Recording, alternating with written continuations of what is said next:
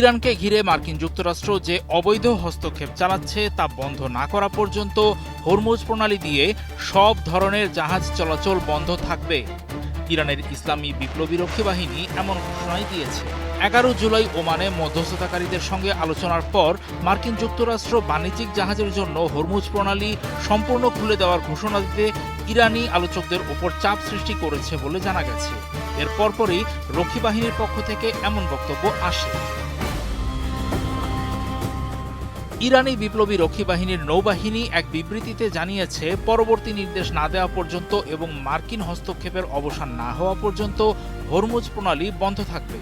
কোনো জাহাজকে ওই জলপথ পার হওয়ার অনুমতি দেওয়া হবে না। তারা আরও যোগ করেছে, তাদের শত্রু যদি নিজেদের তৈরি করা কোনো ঘটনাকে অজুহাত হিসেবে ব্যবহার করে আরেকটি ভুল করে এবং ইরানের বিরুদ্ধে নতুন কোনো আগ্রাসন চালায়, তবে তার দাঁত ভাঙা জবাব দেওয়া হবে।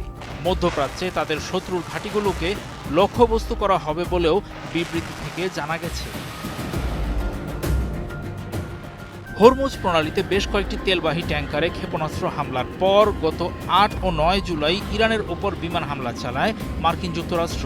ইরান সেই ট্যাঙ্কার হামলার দায় প্রকাশ্যে স্বীকার না করলেও এর আগে বলেছিল যে ওই জলপথ পার হতে সব জাহাজকে অবশ্যই বিপ্লবী রক্ষী বাহিনীর নির্দেশনা মেনে চলতে হবে এবং তাদের নির্ধারিত শিপিং লেন ব্যবহার করতে হবে।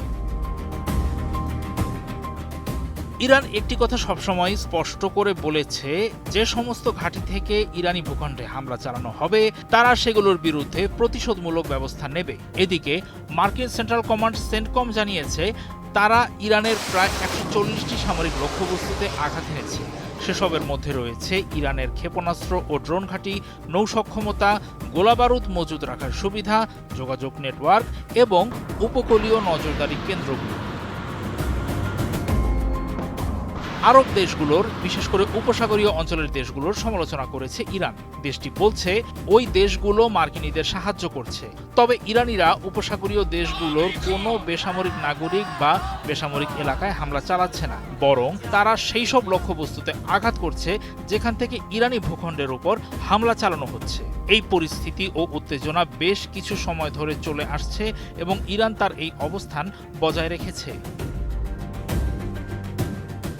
পুরো বিষয়টি আপাতত হরমুজ প্রণালীর সঙ্গেই জড়িত, কারণ ইরান হরমুজ প্রণালীর উপর তার নিয়ন্ত্রণ বজায় রাখতে চায়। তারা বলেছে, যে কোনো ধরনের নিয়ম লঙ্ঘন, অর্থাৎ যেসব জাহাজ ইরানিদের সঙ্গে সমন্বয় না করে স্বাধীনভাবে হরমুজ প্রণালী পার হওয়ার চেষ্টা করবে, তার অর্থ দাঁড়াবে তারা সমঝোতা স্মারক লঙ্ঘন করেছে। এর মানে হলো তারা ইরানের স্বার্থের বিরুদ্ধে কাজ করছে এবং ইরানকে অবশ্যই সেই পরিস্থিতি প্রতিরোধ করতে পাল্টা ব্যবস্থা নিতে হবে।